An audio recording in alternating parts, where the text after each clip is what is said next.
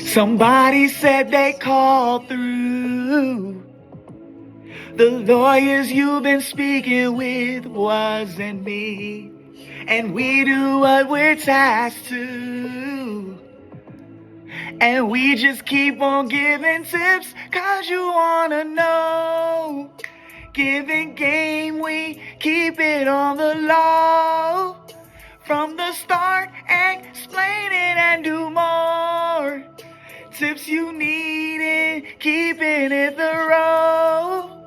Oh, client, cause you wanna know. Somebody wanted law too. Let me stop. Thank you so much for joining us today. We're back. It's your favorite neighborhood lawyers, Marquel Cade with Cade Mark Law, back with another resource for you. Today, we're gonna talk copyright myths. There are a lot of legal myths out there, and specifically, we're gonna break down a few copyright myths that are circling in the ethosphere. We wanna debunk these myths. We wanna give you the true knowledge so that when you're a creator or an artist or an author or an illustrator or anything above, you can protect your creations without getting wrapped up in these copyright myths. Let's not waste any time. Let's get right into it. Myth number 1.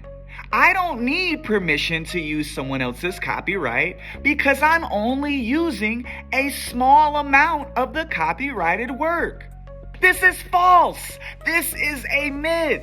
While copying a small amount of a copyrighted work may not be copyright infringement, there are no clear rules regarding what constitutes permitted use of a small amount of a protected work. This means that you have to be careful when you're using any amount of someone's protected work. In one case, a magazine article used 300 words from a 200,000 word biography written by President Gerald Ford. And this was found to infringe on the copyright of Ford's autobiography. Just 300 words out of 200,000. This means that even though a small amount of copied material may be used in your work, using that small amount could still be infringement. Myth number 2. I purchased a book, artwork, photograph, compact disc, videotape, or something of the above that I'm going to copy, so I already have permission because I bought it. This is also a myth. This is false.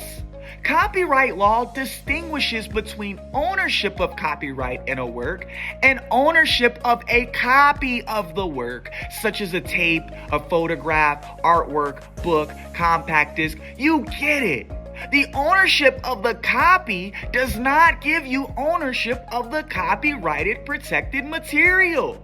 This means that just because you own something that's copyrighted doesn't give you free rein to copy it willy-nilly. Myth number 3, and this is perhaps the biggest myth that I see a lot of my artists and creators coming to me with.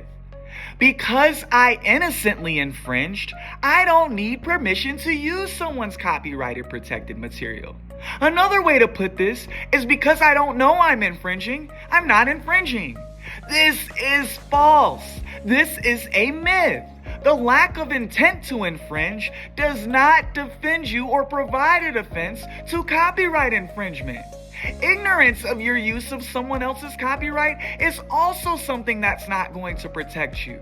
I know you've heard the old adage and saying, ignorance of the law is no excuse. And the same thing is true with copyrights. Just because you don't know something is protected doesn't mean you're not infringing on it if you were to copy the work. That's all, folks. Thank you so much for joining us today. Disclaimer alert, this is not all and every myth that you will see in copyright law. These are just 3 myths that you should be aware of. Once again, I am Marquel Cade with Cade Mark Law, your favorite neighborhood lawyers.